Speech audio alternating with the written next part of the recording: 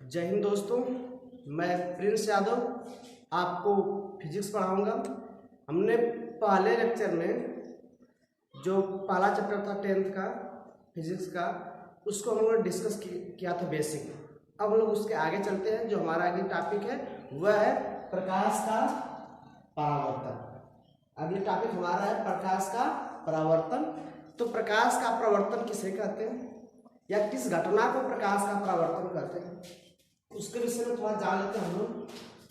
तो जब प्रकाश किरण किसी समतल परावर्तक पृष्ठ, मतलब ऐसे समतल पृष्ठ पर टकराएगा, ठीक है, जिसका एक भाग क्या नीचे वाला पृष्ठ क्या किया गया हो, कलई किया गया। ऐसे पृष्ठ पर टकराएगा आकर जिसका नीचे वाला भाग क्या किया गया हो, कलई किया गया हो।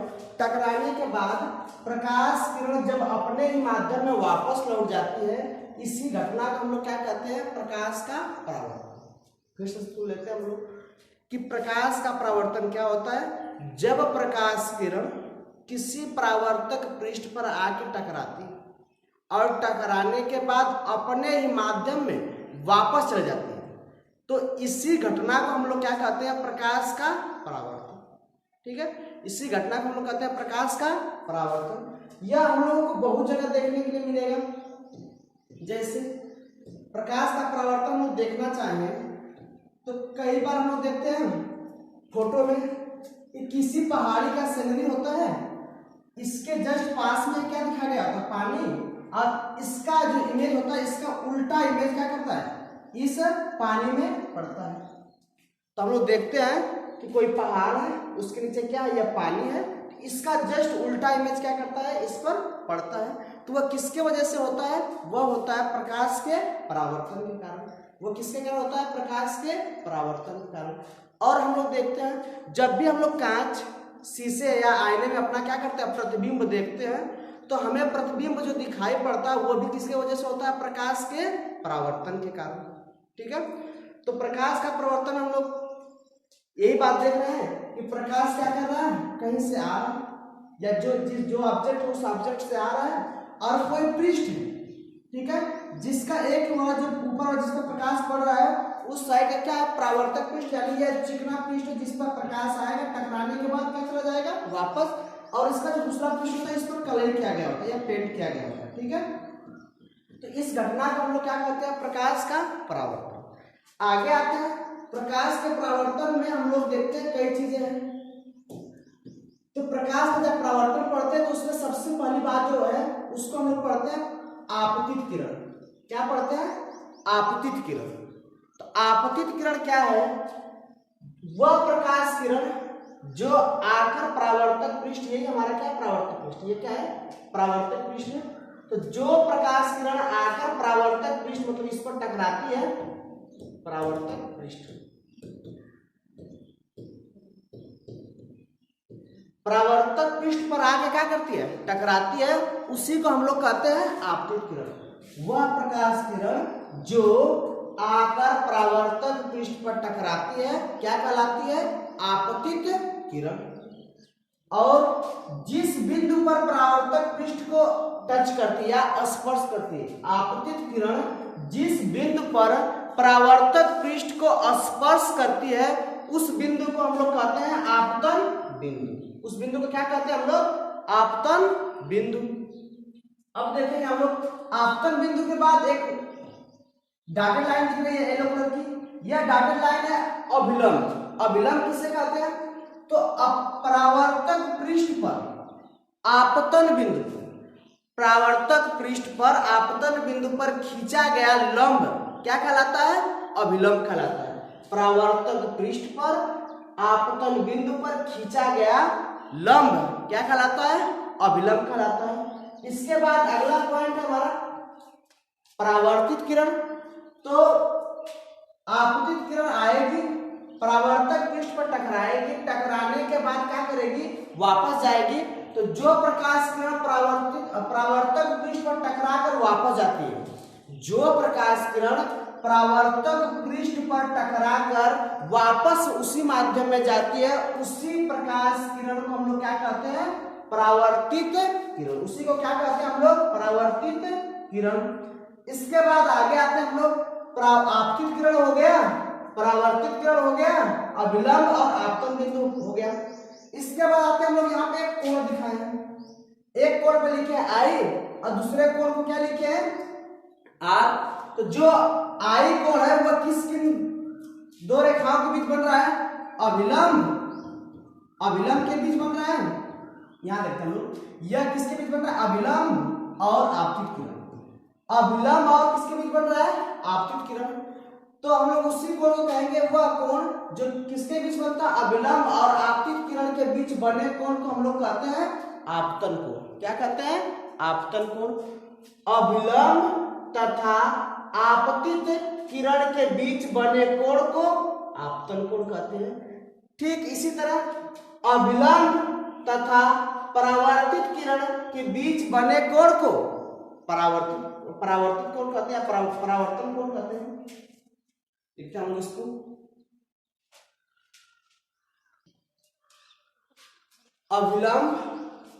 अभिलंब और परावर्तित किरण के बीच बने कोण को परावर्तन कोण कहते हैं। ठीक है, जिसको आर से रिप्रेजेंट करते हैं और आपतन कोण को आई से रिप्रेजेंट करते हैं।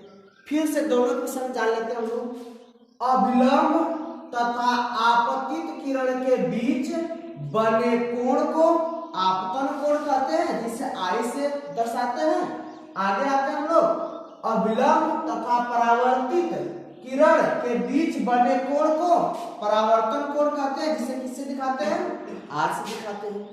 ठीक है, अब आगे आते हैं परावर्तन के विषय में जानते हैं। परावर्तन कितने टाइप का होता है, तो टाइप ऑफ रिफ्लेक्शन, तो जो इसमें होता है वो पहला नियमित परावर्तन या रेगुलर रिफ्लेक्शन होता है। नियमित परावर्तन में क्या होगा कि हमारा जो यह परावर्तक पृष्ठ है, जो हमारा परावर्तक पृष्ठ है वह स्मूथ होगा और सीधा होगा। यह परावर्तक पृष्ठ क्या होगा, स्मूथ और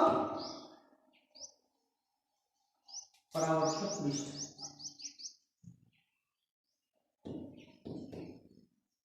परावर्तक पृष्ठ यह क्या होगा, एकदम रेगुलर शेप का होगा। देखो एकदम फ्लैट है, तो यहां से देखेंगे हम लोग जितनी भी आपतित किरण अगर समांतर आ रही है, आपतित किरण क्या आ रही है, समांतर आ रही है, तो रिफ्लेक्शन के बाद परावर्तन के पश्चात जो परावर्तित किरण होगी वह भी क्या होगी, एक दूसरे के समांतर। देखो हम लोग इसका देखें, यह हमारे लिए पहली आपतित किरण है, इसका परावर्तित किरण यहाँ पर है। यह दूसरा है, इसका परावर्तित किरण यहाँ पर है, और यह तीसरा है, और तीसरा का परावर्तित किरण कहाँ पर है, यहाँ पर। देखिए हम लोग यहाँ पर देख रहे हैं कि जो आपतित किरण है, पहला दूसरा तीसरा तीनों क्या है, एक दूसरे के समांतर है। और यहाँ पर परावर्तित किरण भी देख रहे हैं क्या है, एक दूसरे के समांतर है। तो इस प्रकार के परावर्तन को हम लोग कहते हैं नियमित परावर्तन या रेगुलर रिफ्लेक्शन। नियमित परावर्तन या रेगुलर रिफ्लेक्शन। इसमें क्या बस ये ध्यान देना है कि जब समांतर प्रकाश किरण आएगी, परावर्तन के पश्चात भी क्या रहेंगे, वे सब समांतर रहेंगे, और ऐसे परावर्तन को हम लोग कहते हैं नियमित परावर्तन या रेगुलर रिफ्लेक्शन। अगला है अनियमित परावर्तन।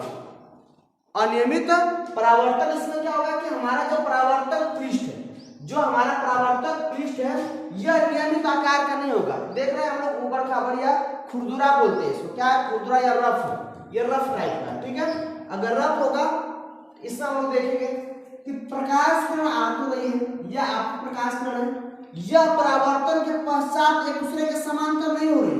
कोई क्या कर रही है, इधर की ओर जा रही है, देख रहे हैं हम लोग, यह वाली इधर की ओर जा रही है, तो ये परावर्तन के पश्चात एक दूसरे को कट भी करेंगी और इरेगुलर इधर उधर क्या करेंगे, भागेंगे। तो ऐसे परावर्तन को हम लोग क्या कहते हैं, अनियमित परावर्तन। ऐसे परावर्तन को हम लोग क्या कहते हैं, अनियमित परावर्तन, जिसमें आपतित किरण या हम लोग बात करें परावर्तित किरण, आपतित किरण आएगी, परावर्तक पृष्ठ पर टकराएगी और टकराने के बाद परावर्तित किरण एक दूसरे को कट करेंगे, या फिर ये कह लें कि ये एक दूसरे के समांतर नहीं होंगी। तो ऐसे परावर्तन को क्या कहेंगे हम लोग, अनियमित परावर्तन।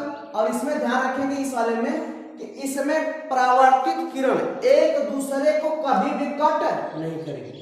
नियमित परावर्तन में परावर्तित किरण एक दूसरे को कभी भी कट नहीं करती है। तो परावर्तन के विषय में हम लोग इतना जान रहे हैं। आगे आते हैं परावर्तन के नियम। परावर्तन के नियम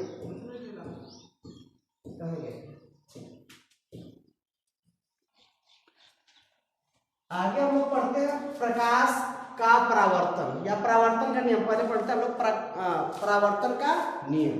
परावर्तन के नियम में क्या होता है, जो पहला नियम है परावर्तन का पहला नियम है, उसमें होता है कि आपतित किरण, कौन सी किरण, आपतित किरण, और दूसरी बात है परावर्तित किरण।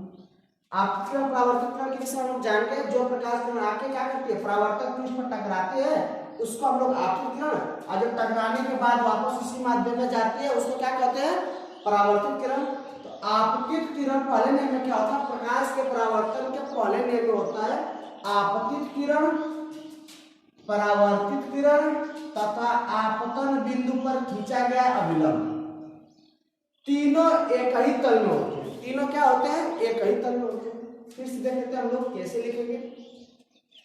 आपतित किरण, परावर्तित किरण तथा आपतन बिंदु पर खींचा गया अभिलंब, तीनों एक ही तल में होते हैं।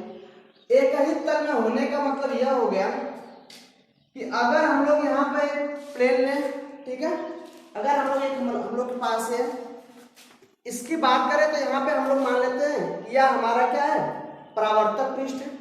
यह हमारा क्या है, जो हमारा ये पेन है ये क्या है, परावर्तक पृष्ठ है। इस पर हम लोग क्या करते हैं, इस साइड से एक प्रकाश किरण आपतित कराते हैं। तो हो सकता है यह प्रकाश किरण इस प्रकार से बाहर की ओर निकल जाए, हो सकता है इधर निकल जाए। तो हम लोग इसको एक तल में बोलने का क्या मतलब है कि अगर यह इस तल में आ रही है तो वापस जाएगी तो किधर, इस तल से जाएगी। ऐसा कभी नहीं होगा कि इधर की ओर जाएगी, या ऐसा भी नहीं होगा कि इधर की ओर जाएगी। तो इससे हम लोग का, इसी को हम लोग कह रहे हैं कि आपतित किरण, परावर्तित किरण तथा आपतन बिंदु पर खींचा गया अभिलंब, तीनों क्या होते हैं, एक ही तल में। देखो यह हमारा एक प्लेन है, इसी प्लेन में हमारा आपतित किरण भी दिख रहा है, इसी प्लेन में परावर्तित किरण भी दिख रहा है, और इसी प्लेन में क्या दिख रहा है, हमारा अभिलंब। तो पहला नियम हो गया आपतित किरण, परावर्तित किरण तथा आपतन बिंदु पर खींचा गया अभिलंब, तीनों एक ही तल में होते हैं। दूसरा नियम है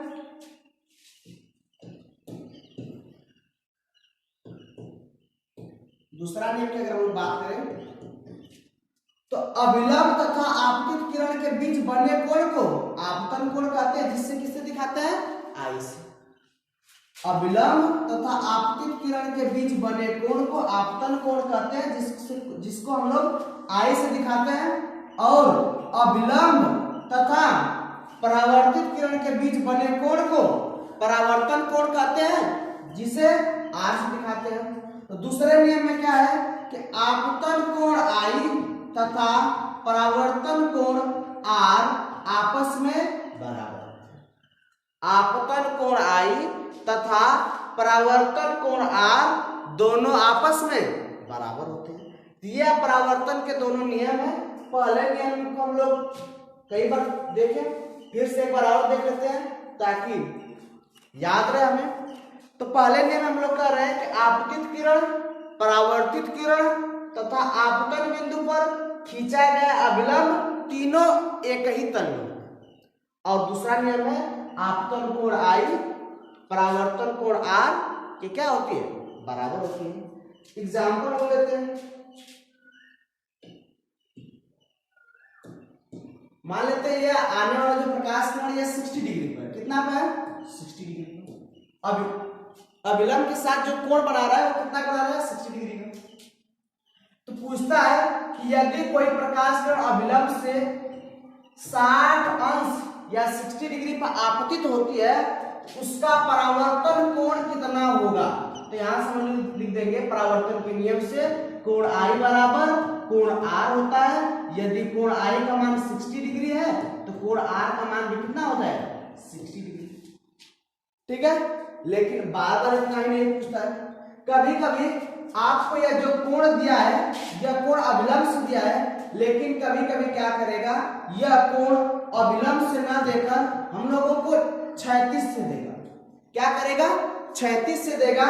इसमें होगा क्या, यदि बोल देता है कि इस आपतित किरण तथा परावर्तक पृष्ठ, आपतित किरण तथा परावर्तक पृष्ठ के बीच बना कोण 60 है। कितना है? 60 है। तो परावर्तक कोण ज्ञात कीजिए। यानी यहां पर हम लोग देख लेंगे, अगर यह वाला कोण 60 है और यह क्या है, परावर्तक पृष्ठ पर अभिलंब है, तो यह वाला कोण कितना हो जाएगा? 30। यानी इस क्वेश्चन में हमारा कोण आई का मान आ जाएगा 30 अंश।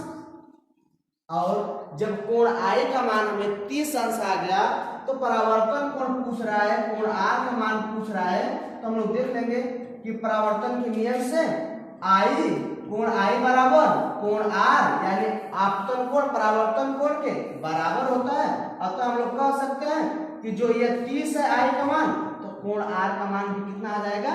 30। तो यहाँ से कोण आर का मान कितना आ गया? 30।